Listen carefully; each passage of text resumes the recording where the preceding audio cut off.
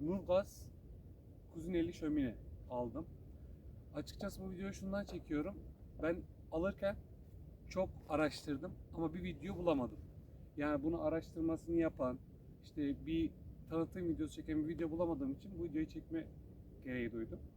Şimdi koli olduğu gibi geldi kargoda. Koli açılışı yapacağız.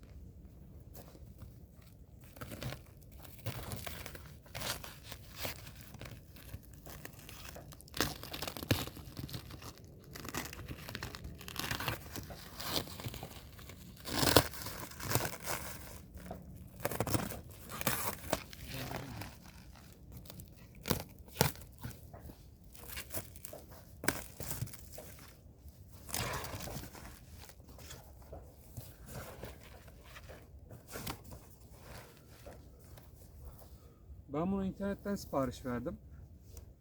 Kılıç Aslan Ticaret'ten aldım. Arkadaşlar sağ olsun çok güzel kollemişler.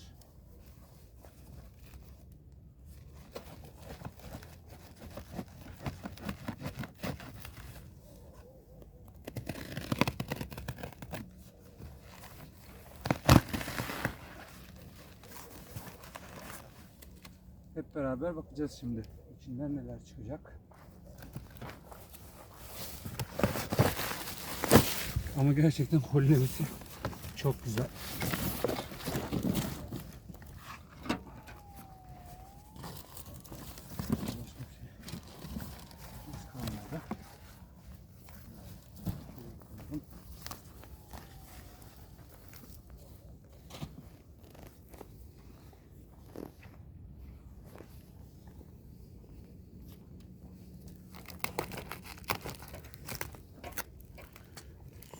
Soba 23.6 kiloydu yanlış hatırlamıyorsam. Hafiften ağır. Çok hafif olduğunu söyleyemeyeceğim.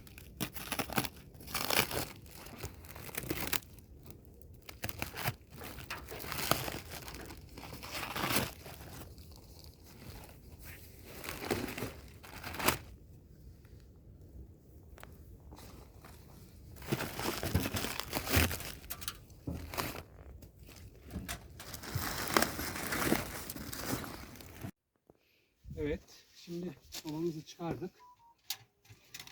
Bakalım içinde neler var. Paketlemeden önemli.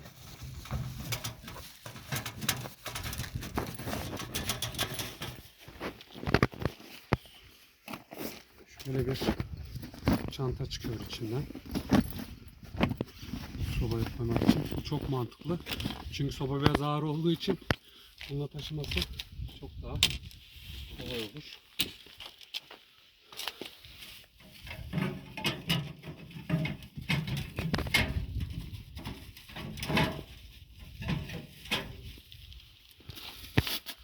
Bacaları var. Bir taraftan çıkaralım.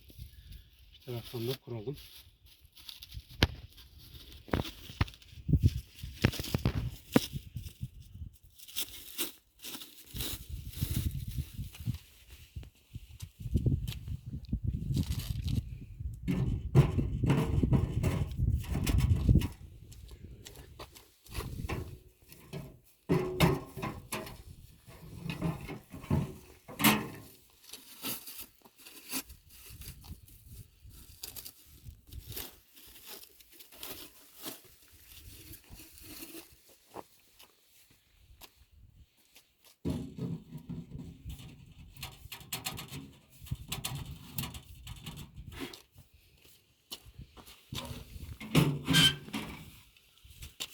İçine standart 4 tane baca çıkıyor.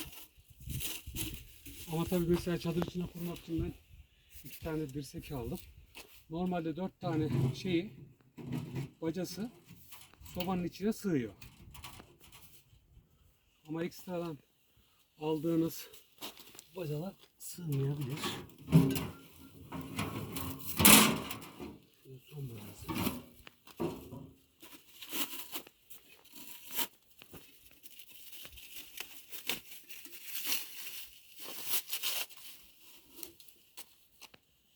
Yağmurdan etkilenmemesi için şöyle bir tane de şapka çıkıyor.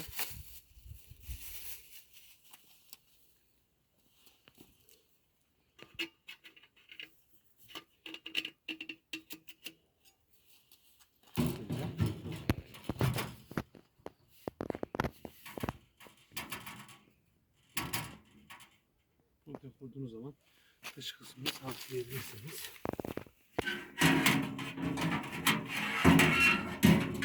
Bir tane şöyle ızgara çıkıyor.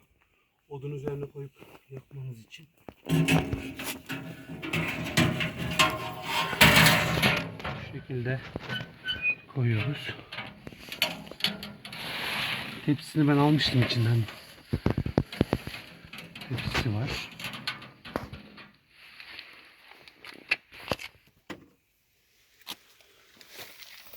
Bir de şu şekilde derecesi var. Fırın derecesi.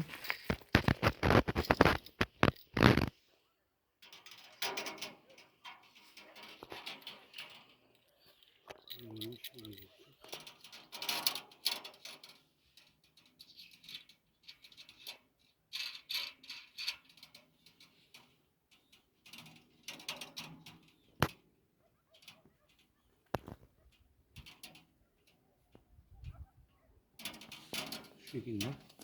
Üst taraf uzun etsi. Şurası da uzun kısmı.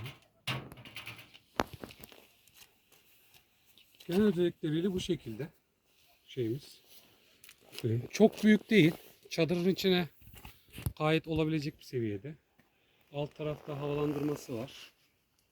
Açıp kapatmak için. Bacakları, ayakları açılıp kapanır şekilde. Cam olması benim en büyük tercih sebebimdi. Çünkü yani kampa gittiğin zaman o ateşini görmek istiyor insan. Ben o yüzden bu şekilde camlı aldım. Bu model zaten yaklaşık bir ay önce falan çıkmış.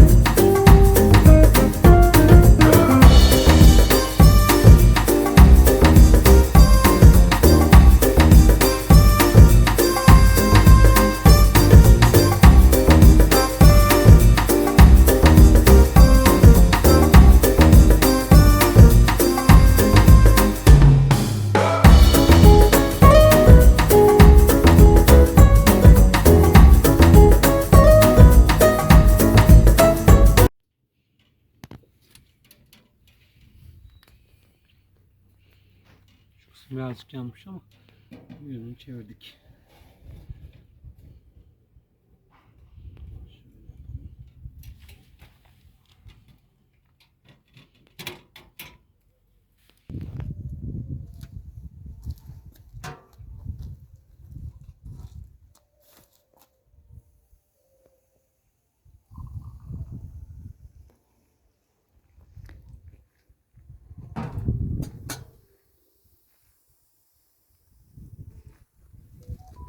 Evet arkadaşlar, sobayı bugün sizle beraber denedik. Yani soba genel olarak gayet güzel olmuş, başarılı.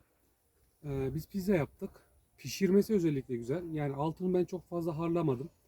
Hafif böyle kısık ateşte pişirdim. Emin olun evimdeki fırından daha güzel pişirdi. Hem böyle kızarttı. Hem de yani yakmadan pişirdi. Sadece bir tur bir çevirdim. Arka taraf biraz daha alevli yanmış. O da alt taraftaki ateşin dağılımından dolayı. Alt tarafta ateşin yanması gayet güzel. Başarılı. Yani böyle bir sobada tabii büyürdü. Ama yani şey olsaydı, külünü almak için de bir yer olsaydı daha güzel olurdu. Şu anda açıkçası düşünüyorum o külü içinden nasıl alacağım, nasıl çıkaracağım diye. Onun dışında dediğim gibi cam olması çok güzel. Yani çadırın içinde böyle şömine havası vermesi çok güzel. Görüntüsü çok güzel. Fırını gayet iyi. Malzemesi güzel. Yani bence gayet başarılı olmuş. Nurgaz'ın yine başarılı ürünlerinden bir tanesi olmuş. Beni izlediğiniz için teşekkür ederim. Herkese iyi günler dilerim.